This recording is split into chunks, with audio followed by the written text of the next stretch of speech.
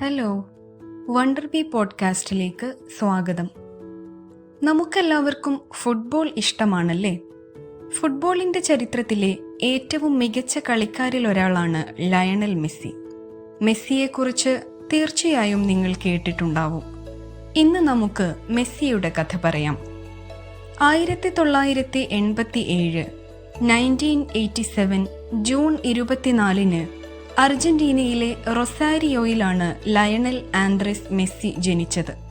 മെസ്സിക്ക് കുഞ്ഞുനാൾ മുതലേ ഒരു ഫുട്ബോളർ ആവണമെന്നായിരുന്നു ആഗ്രഹം. 11-ാം വയസ്സിൽ അദ്ദേഹത്തിന് വളർച്ചാ ഹോർമോണിന്റെ കുറവ്, ഗ്രോത്ത് ഹോർമോൺ ഡെഫിഷ്യൻസി ഉണ്ടെന്ന് കണ്ടെത്തി. മെസ്സിക്ക് ഇനി ഫുട്ബോൾ കളിക്കാൻ കഴിയില്ല എന്ന് എല്ലാവരും കരുതി. പക്ഷേ താൻ ഒരിക്കലും തളരില്ല എന്ന് മെസ്സി തീരുമാനിച്ചു.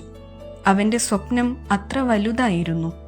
മെസ്സി തന്റെ കുറവുകളെ പേടിച്ചില്ല, പകരം തന്റെ കഴിവുകളെ തിരിച്ചറിഞ്ഞു. മറ്റൊന്നും ചിന്തിക്കാതെ അവൻ റൊസാരിയോയിലെ പ്രാദേശിക ഫുട്ബോൾ ക്ലബ്ബായ ന്യൂവെൽസ് ഓൾഡ് ബോയ്സിന്റെ യൂത്ത് ടീമിൽ ചേർന്നു. ചെറുപ്പത്തിൽ തന്നെ മെസ്സിയുടെ കഴിവ് അപാരമായിരുന്നു.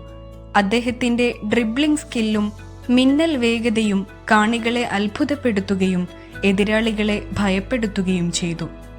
അധികം താമസിച്ചില്ല, മെസ്സിയുടെ കഴിവുകൾ ലോകത്തിലെ ഏറ്റവും പ്രശസ്തമായ ഫുട്ബോൾ ക്ലബ്ബുകളിലൊന്നായ FC ബാഴ്സലോണയുടെ ശ്രദ്ധ പിടിച്ചുപറ്റി.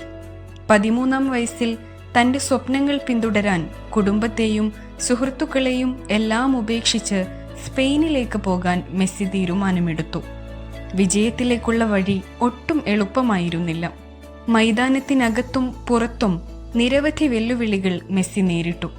പക്ഷേ ഉറച്ച തീരുമാനത്തോടെ അവൻ തന്റെ വഴിയിലെ എല്ലാ പ്രയാസങ്ങളെയും തരണം ചെയ്തുകൊണ്ട് മുന്നോട്ടു പോയി.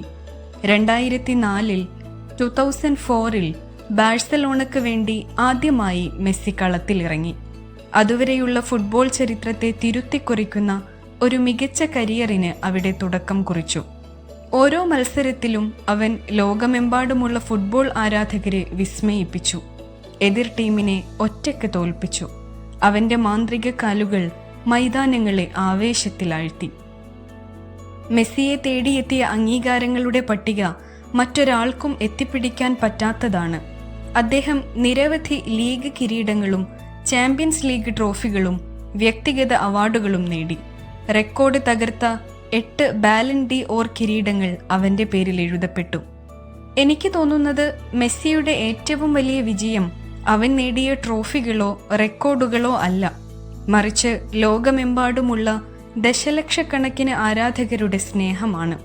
ജീവിതത്തിലും ഫുട്ബോളിലും ലയണൽ മെസ്സി എല്ലാവർക്കും പ്രചോദനമാവുന്നു.